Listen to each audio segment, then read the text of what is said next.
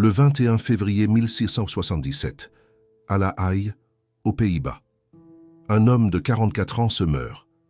Ses poumons, ravagés par des années passées à respirer des poussières de verre en polissant des lentilles, peinent à capter suffisamment d'air.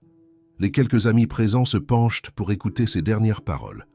Et à cet instant précis, Baruch Spinoza fait une confession qui ne sera jamais publiée. Une confession que ses éditeurs choisiront d'omettre des manuscrits posthumes. Une confession sur ce qui est réellement arrivé à Jésus-Christ et sur le rôle de l'Église dans son élimination. Je sais, cela peut sembler sensationnaliste. Cela peut évoquer un piège à clics. Cela ressemble à une simple théorie du complot dénichée sur Internet. Mais ce que je vais vous révéler aujourd'hui n'est pas une spéculation. Ce sont des connexions documentées. Ce sont des écrits de Spinoza que peu ont lus. Ce sont des témoignages de personnes qui étaient présentes à ses côtés durant ces derniers jours. Et lorsque vous rassemblerez toutes les pièces du puzzle, vous comprendrez pourquoi cette histoire a été enterrée pendant plus de 300 ans. La douleur que vous ressentez lorsque vous commencez à remettre en question l'histoire officielle a un nom. Spinoza l'appelait la perturbation de l'esprit. C'est le malaise profond de réaliser que ce en quoi vous avez cru pourrait être un mensonge élaboré. Ce malaise est volontaire. Il a été programmé en vous dès l'enfance pour vous empêcher de faire exactement ce que vous êtes en train de faire maintenant. Questionnez. Avant de continuer, il est essentiel que vous compreniez qui était Spinoza et pourquoi ses paroles ont une telle portée. Il n'était pas un conspirationniste de bas étage. Il était l'un des plus grands philosophes de l'histoire occidentale. Einstein le citait comme sa plus grande influence. Hegel le considérait comme le point de départ de toute la philosophie moderne. Bertrand Russell affirmait qu'il était le plus noble et le plus aimable des grands philosophes. C'est cet homme qui, sur son lit de mort, a décidé de révéler quelque chose qu'il avait gardé secret pendant des années. Maintenant, soyez attentifs, car le contexte est fondamental.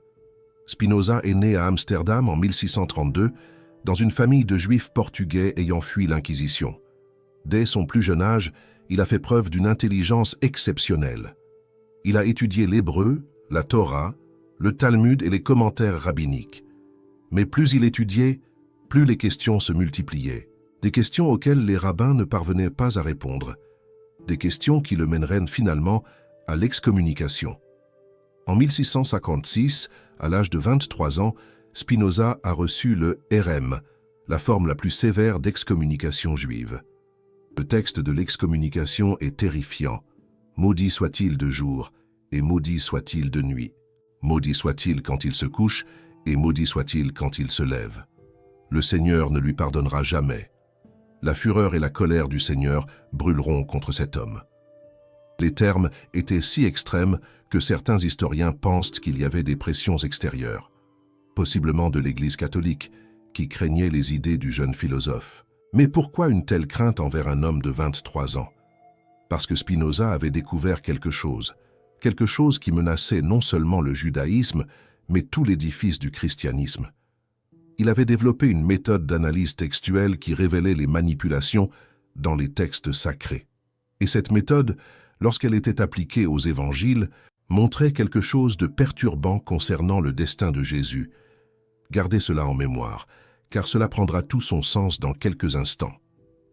Après son excommunication, Spinoza a déménagé dans différentes villes hollandaises, vivant toujours de manière simple, polissant des lentilles pour des instruments d'optique. Il a refusé des chaires universitaires et des pensions de nobles pour conserver son indépendance intellectuelle. Et pendant ces années, il a poursuivi ses recherches sur les textes bibliques. En 1670, il a publié anonymement le traité théologico-politique. Le livre a provoqué un scandale. Il a été condamné par les catholiques, les protestants et les juifs.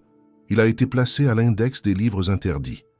Posséder un exemplaire était un crime, mais ce que peu savent, c'est que le livre publié était une version censurée. Spinoza avait retiré les parties les plus explosives sur les conseils d'amis qui craignaient pour sa vie. Et ici nous entrons dans un territoire qui a tout changé. Parmi les manuscrits de Spinoza trouvés après sa mort, il y avait des annotations que ses éditeurs ont décidé de ne pas publier. Certaines de ces annotations parlaient de ce que Spinoza appelait la grande imposture. Il affirmait que l'Église primitive n'avait pas seulement altéré les textes sur Jésus, elle avait activement participé à son élimination. Calmez-vous. Je vais vous expliquer exactement ce que cela signifie. Spinoza distinguait deux Jésus dans les textes anciens. Le premier était le Jésus historique, un maître juif qui enseignait une forme radicale d'éthique basée sur l'amour et la justice. Ce Jésus était dangereux pour les autorités, car il remettait en question les hiérarchies et les privilèges. Le second était le Jésus théologique, une construction postérieure qui transformait le maître humain en un Dieu incarné. Ce second Jésus était utile pour l'Église, car il justifiait son autorité. Le problème, selon Spinoza, était que le Jésus historique continuait d'exister même après la crucifixion. Et tant qu'il existerait, la version théologique serait en danger. Cela vous semble fou? Attendez, les preuves vont vous surprendre. Spinoza pointait vers plusieurs textes anciens qui suggéraient que Jésus avait survécu à la crucifixion. Nous avons déjà parlé de certains d'entre eux dans des vidéos précédentes. L'Évangile de Basilide, les traditions gnostiques, les récits sur Yus Asaph en Inde. Mais ce que Spinoza ajoutait était quelque chose de nouveau. Il affirmait que l'Église primitive le savait et avait pris des mesures pour éliminer cette menace. Dans les écrits d'Irénée de Lyon, du IIe siècle, il y a des références à des groupes qui affirmaient que Jésus était resté vivant après la crucifixion. Irénée les appelait des hérétiques et combattait leurs idées avec férocité. Mais Spinoza posait une question à laquelle Irénée n'a jamais répondu. Comment ces groupes sont-ils apparus si tôt? Comment, seulement quelques décennies après les événements, existait-il déjà des chrétiens qui niaient la mort de Jésus?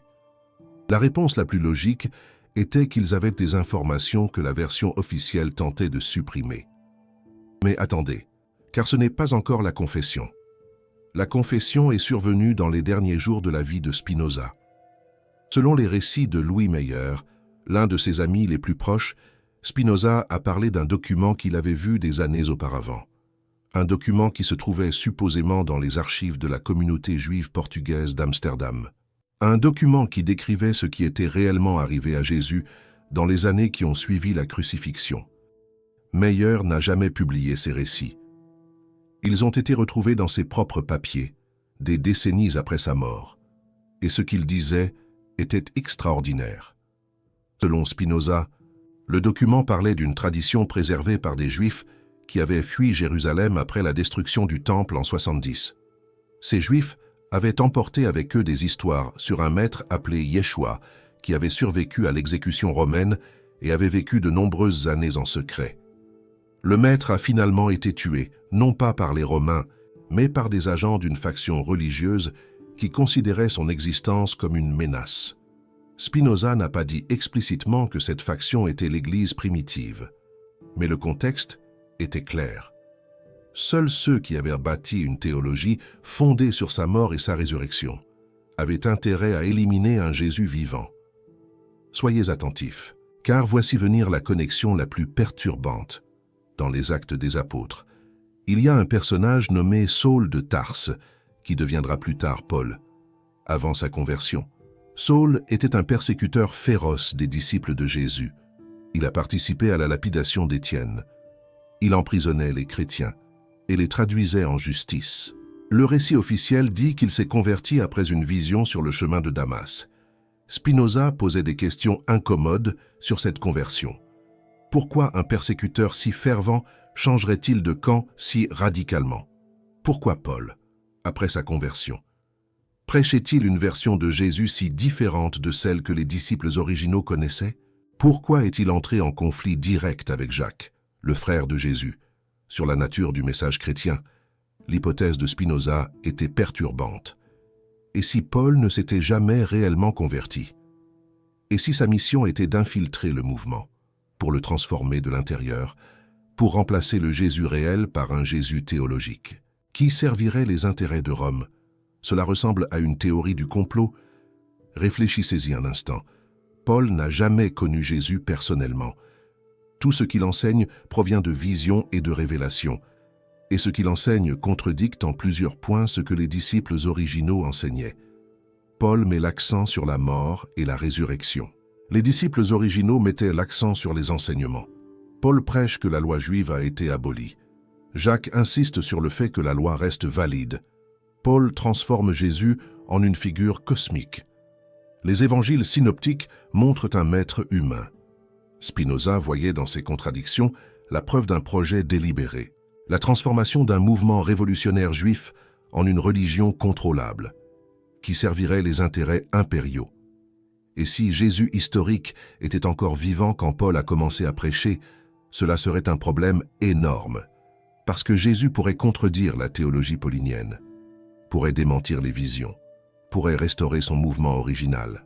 La solution, selon l'hypothèse de Spinoza, était d'éliminer Jésus historique, de ne laisser aucun témoin, de ne laisser aucune preuve, de créer un récit dans lequel Jésus était monté au ciel et ne reviendrait qu'à la fin des temps, ainsi que personne ne pourrait remettre en question la version officielle. Mais gardez cela en mémoire, car la confession continue. Louis Meyer a rapporté que Spinoza, dans ses derniers jours, a parlé de lettres, des lettres qui existaient, soi-disant, entre les dirigeants de l'Église primitive, discutant du problème du maître vivant. Spinoza n'a jamais vu ces lettres directement. Il en a entendu parler par des membres de la communauté juive, qui avaient des liens avec d'anciennes familles de Jérusalem. Selon ces traditions, les lettres datèrent de la fin du 1er siècle. Elles mentionnaient les mesures prises pour réduire au silence les disciples du maître original, qui refusaient d'accepter la nouvelle théologie. Des mesures qui allaient au-delà de l'excommunication, des mesures finales. Spinoza était philosophe, pas historien. Il n'avait aucun moyen de vérifier ces traditions, mais il pensait qu'il était important de les enregistrer, parce qu'elles expliquaient quelque chose que les textes officiels ne parvenaient pas à expliquer. Pourquoi tant de groupes chrétiens primitifs avaient des versions si différentes de l'histoire? Pourquoi l'Église a-t-elle dû recourir à autant de violence pour imposer sa version? Pourquoi les textes alternatifs ont-ils été si systématiquement détruits? La réponse, pour Spinoza, était simple, parce que la version officielle avait des faiblesses, parce qu'il y avait des gens qui connaissaient la vérité, parce que le mensonge ne survit que tant qu'il peut réduire au silence ceux qui connaissent les faits. Et voici venir la partie la plus sombre de la confession. Spinoza a parlé d'un schéma qu'il avait identifié dans les premiers siècles du christianisme. Tout dirigeant qui défendait une version différente de Jésus trouvait une fin tragique. Jacques, le frère de Jésus, a été tué à Jérusalem. Selon la tradition, il a été poussé du pinacle du temple, puis lapidé. Les historiens attribuent généralement sa mort aux Sadducéens. Mais Spinoza remettait en question cette version. Pourquoi les Sadducéens tueraient-ils le chef d'un petit mouvement juif? Jacques n'était pas une menace politique pour eux. La menace était ailleurs. Jacques connaissait Jésus personnellement. Il était son frère de sang. Si quelqu'un pouvait démentir la théologie paulinienne, c'était lui. Et curieusement, après la mort de Jacques, la version paulinienne du christianisme a gagné en force. L'Église de Jérusalem, qui suivait les enseignements originaux, a été marginalisée. L'Église de Rome, qui suivait Paul, est devenue dominante. Spinoza voyait dans cela plus qu'une coïncidence. Il y voyait un projet. Maintenant, je vais vous montrer quelque chose que peu de gens remarquent à propos de la mort de Spinoza. Officiellement, Spinoza est mort de la tuberculose, aggravé par la poussière de verre qu'il respirait en polissant des lentilles. C'est la version acceptée par les historiens. Mais il y a des détails étranges. Spinoza était relativement en bonne santé jusqu'à quelques semaines avant sa mort. La détérioration a été rapide et violente. Et dans ces derniers jours, il a insisté pour détruire certains papiers, comme s'il craignait qu'ils ne tombent entre de mauvaises mains. Louis Meyer a rapporté que Spinoza a brûlé plusieurs pages de manuscrits avant de mourir. Nous ne saurons jamais ce qu'ils contenaient. Mais le fait qu'il l'ait fait suggère qu'il y avait des choses qu'il considérait comme trop dangereuses pour les laisser à la postérité. Certains historiens spéculent que Spinoza a été empoisonné. Il n'y a pas de preuves concrètes. Mais il n'y a pas non plus de preuves du contraire. Ce que nous savons, c'est qu'il avait des ennemis puissants. L'Église catholique le haïssait. Les protestants hollandais le voyaient avec méfiance. Même la communauté juive qu'il a excommuniée continuait à le surveiller. Serait-il possible que quelqu'un ait décidé de le réduire au silence avant qu'il ne révèle davantage? Cette question restera sans réponse. Mais ce que nous avons, ce sont des fragments, des morceaux d'une histoire que Spinoza a tenté de raconter et qui a été systématiquement supprimée. Je vais vous donner un autre exemple de la façon dont cette suppression fonctionnait. Au XVIIIe siècle, un érudit allemand nommé Hermann Samuel Reimarus a écrit un ouvrage dévastateur sur les origines du christianisme. Il soutenait que Jésus était un révolutionnaire politique juif, qui espérait établir un royaume terrestre, quand cela a échoué. Ses disciples ont inventé l'histoire de la résurrection pour sauver le mouvement. Reimarus n'a jamais publié cet ouvrage de son vivant. Il a été publié à titre posthume par Gotthold Lessing entre 1774 et 1768. Ce qui est intéressant, c'est que Reimarus est arrivé à des conclusions très similaires à celles de Spinoza, même sans avoir accès aux manuscrits privés du philosophe. Deux penseurs, séparés par près d'un siècle, utilisant des méthodologies différentes, arrivant aux mêmes conclusions. Cela suggère que les preuves sont là, pour qui veut les voir. Mais l'Église a toujours su comment gérer ces preuves. Destruction, censure, diffamation. Et quand rien de tout cela ne fonctionnait, le silence, simplement ignoré, jusqu'à ce que les gens oublient. Calmez-vous, car il y a encore plus de révélations. Louis Meyer a noté une autre chose perturbante dans ses annotations sur les derniers jours de Spinoza. Le philosophe parlait d'un réseau, un réseau de personnes qui, au fil des siècles, avaient préservé des connaissances sur le véritable Jésus.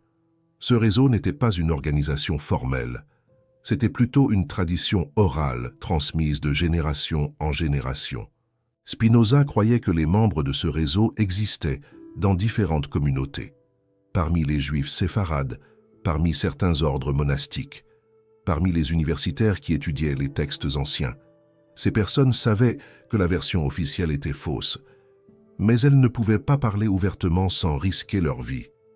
Cela ressemble à de la fantaisie. Mais peut-être, mais considérez ceci. Pourquoi tant d'ordres monastiques médiévaux ont-ils été accusés d'hérésie? Les Templiers ont été détruits sous l'accusation de nier le Christ et d'adorer des idoles.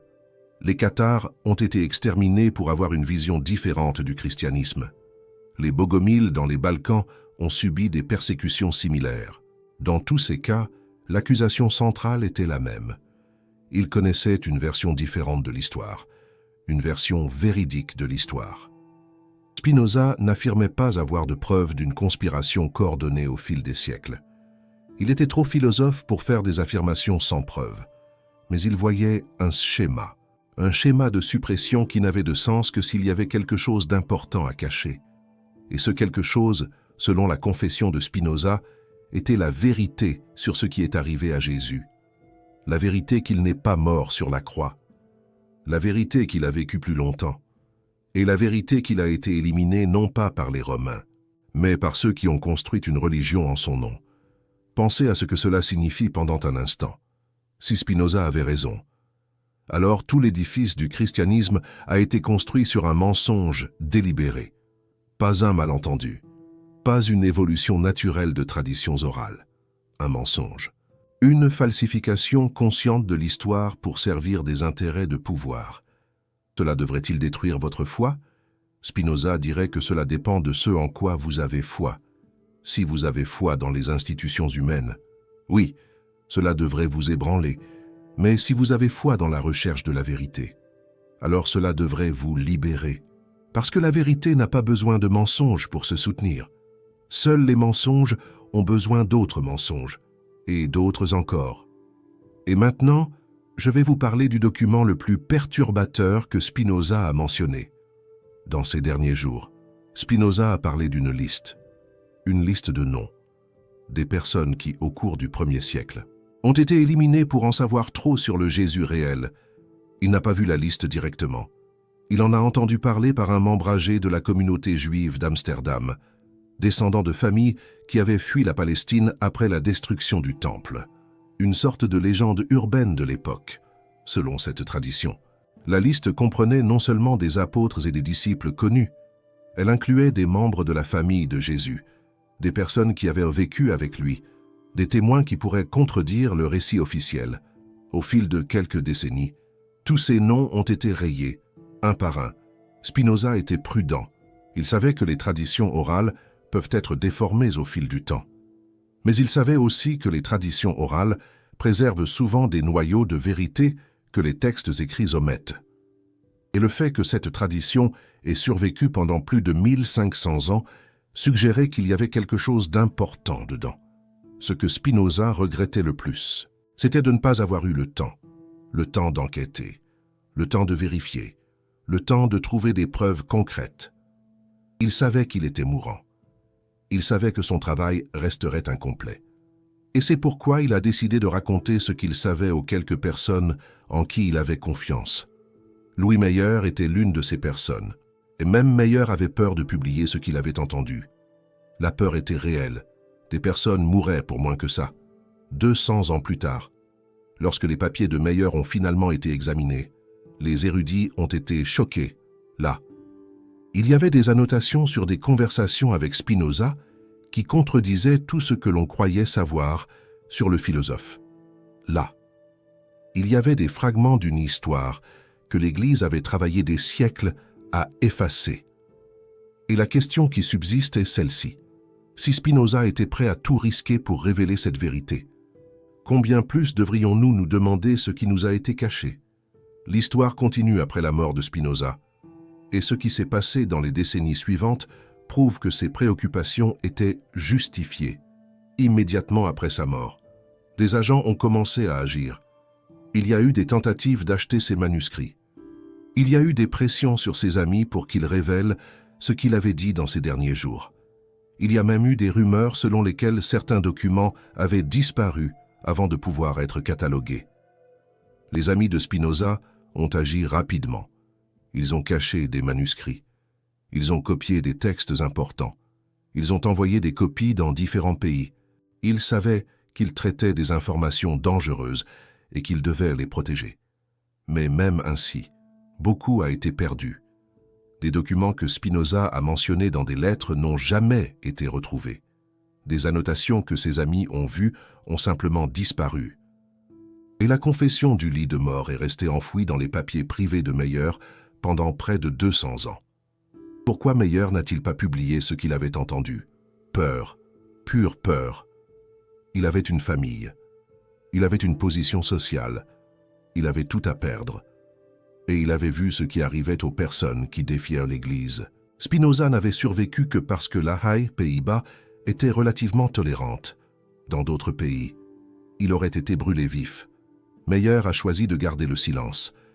Il a écrit ses annotations, les a scellées, et a laissé à la postérité le soin de décider ce qu'il fallait en faire. Peut-être espérait-il qu'un jour, le monde serait prêt à entendre. Peut-être espérait-il que l'Église perdrait son pouvoir de réduire les critiques au silence. Ce jour a pris plus de temps qu'il ne l'imaginait, mais il est finalement arrivé. En 1678, un an après sa mort, ses amis ont publié l'Opera Postuma, une collection de ses écrits, mais cette collection était incomplète, délibérément incomplète. Les éditeurs ont supprimé les passages qu'ils considéraient comme trop dangereux, des passages sur la nature de Dieu, des passages sur la manipulation des textes sacrés et des passages sur le destin de Jésus.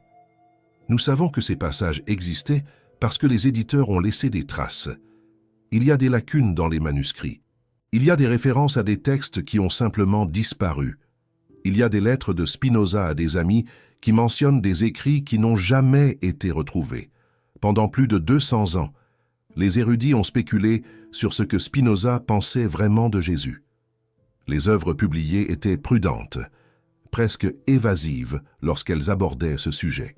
Mais les annotations de Meyer, découvertes seulement au XXe siècle, ont révélé un Spinoza beaucoup plus radical que quiconque ne l'imaginait. Et cela nous amène à une question cruciale. Pourquoi cacher? Si les idées de Spinoza n'étaient que des spéculations philosophiques, pourquoi tant d'efforts pour les supprimer? Pourquoi l'Église catholique a-t-elle maintenu ces livres dans l'index de livres prohibés jusqu'en 1966? On se pose la question. Pourquoi même ses amis ont-ils eu peur de publier tout ce qu'il a écrit? La réponse est évidente. Quand on y réfléchit, Spinoza ne faisait pas que philosopher, il exposait un crime de proportion historique. Et les criminels, ou leurs héritiers, avaient encore le pouvoir de réduire au silence quiconque oserait parler. Maintenant, je vais vous montrer comment ce silence s'est perpétué à travers les siècles. Au XIXe siècle, la critique biblique allemande a commencé à appliquer les méthodes de Spinoza aux textes sacrés.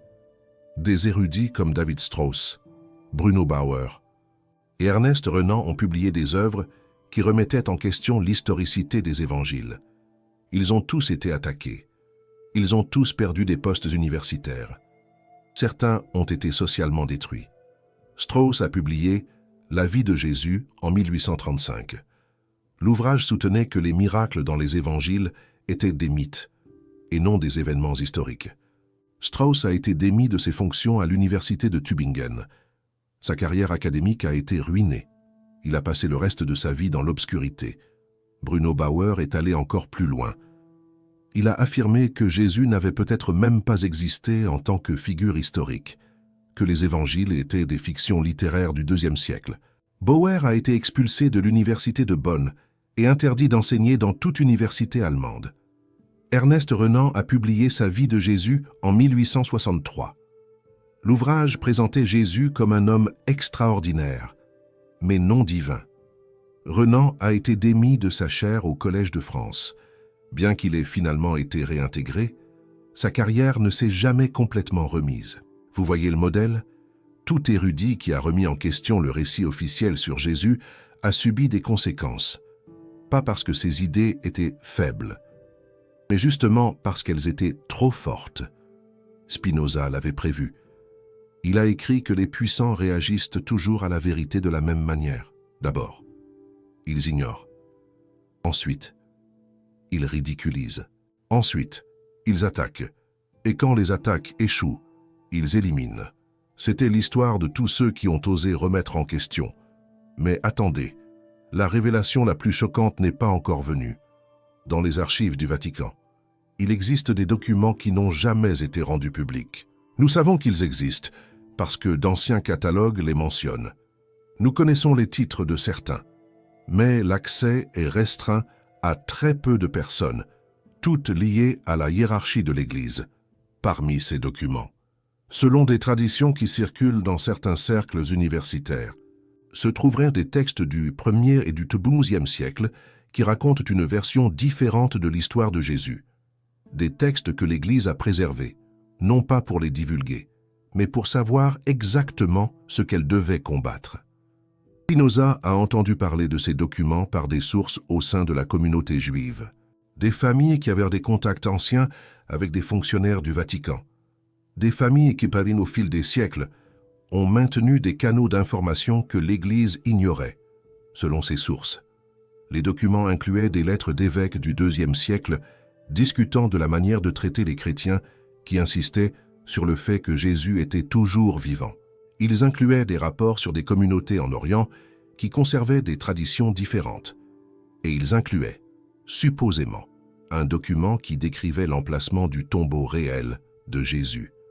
Spinoza n'a jamais vu ces documents. Personne en dehors du Vatican ne les a vus, mais il croyait que leur existence expliquait beaucoup de choses.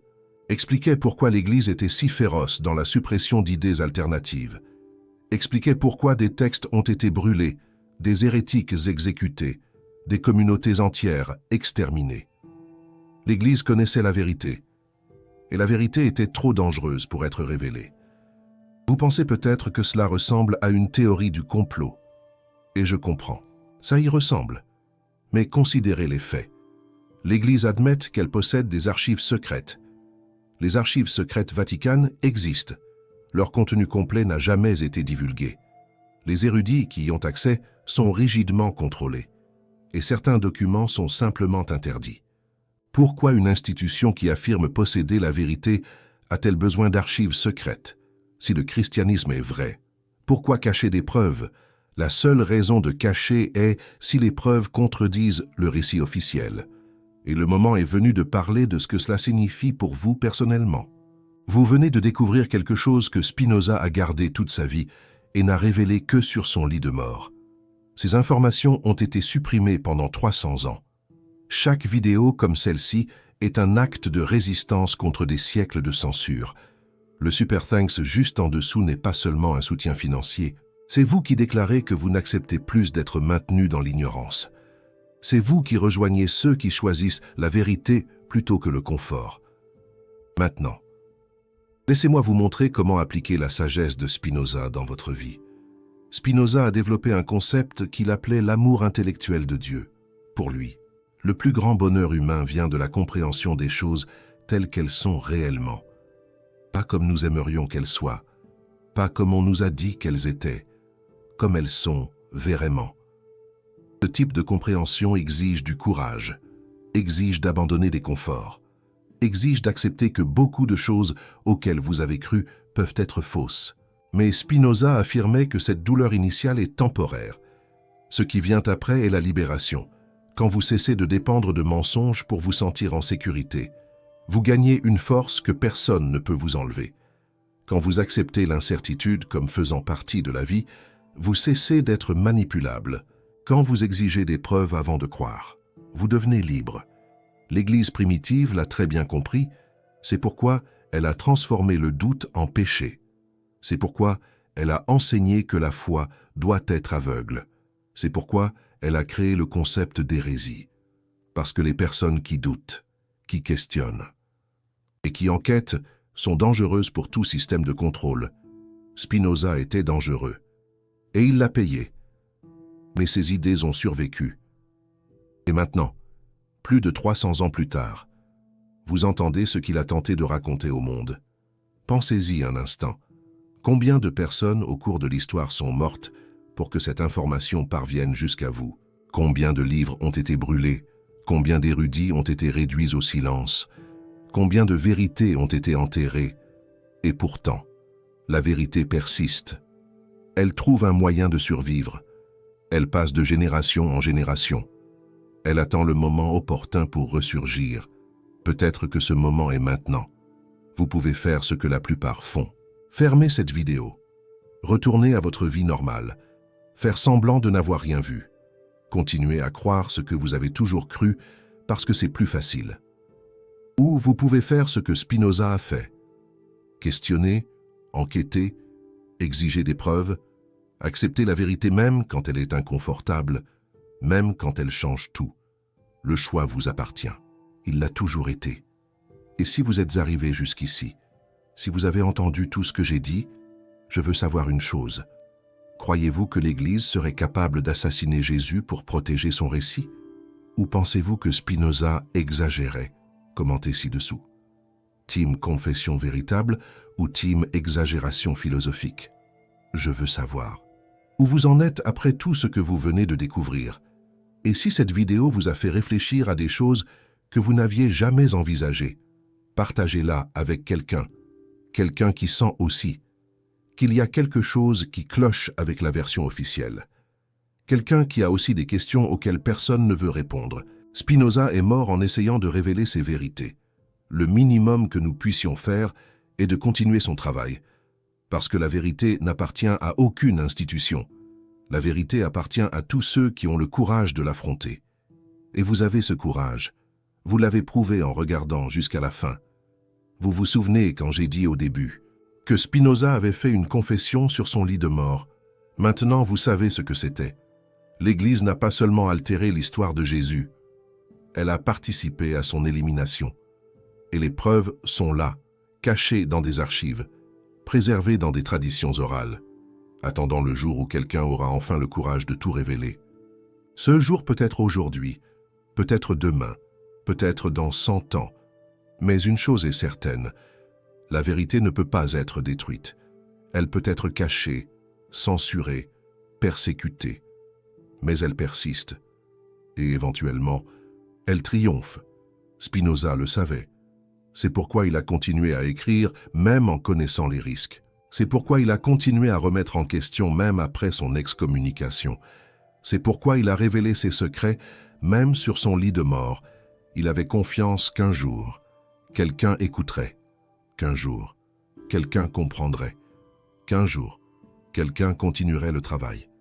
Vous pouvez être cette personne. Et vous savez ce qui est le plus incroyable. Le fait que vous soyez ici, à écouter cela, est déjà une victoire, parce que chaque personne qui découvre ces vérités devient une partie d'un courant qui ne peut pas être brisé. Chaque personne qui questionne affaiblit le pouvoir du mensonge. Chaque personne qui cherche la vérité honore le sacrifice de tous ceux qui sont venus avant. Spinoza savait qu'il ne vivrait pas pour voir ses idées acceptées. Il est mort excommunié, marginalisé, oublié par beaucoup. Mais il a continué à écrire, a continué à penser, a continué à questionner. Parce qu'il savait que la vérité a son propre temps. 300 ans se sont écoulés. Et maintenant, finalement, les gens sont prêts à écouter. Les informations sont disponibles. Internet a brisé le monopole du savoir. Et vous, en ce moment, vous faites partie de cette révolution silencieuse. Une révolution qui n'utilise pas d'armes. Une révolution qui ne renverse pas de gouvernement. Une révolution de conscience, d'éveil. De personnes qui refusent d'accepter des mensonges. Juste parce qu'ils sont confortables, Spinoza serait fier. Tous les penseurs persécutés au cours de l'histoire seraient fiers. Parce que vous faites exactement ce qu'ils espéraient. Vous questionnez, vous cherchez, vous êtes vraiment vivant. Et ce n'est que le commencement. Parce que l'histoire de Spinoza et l'histoire de Jésus ne se terminent pas ici.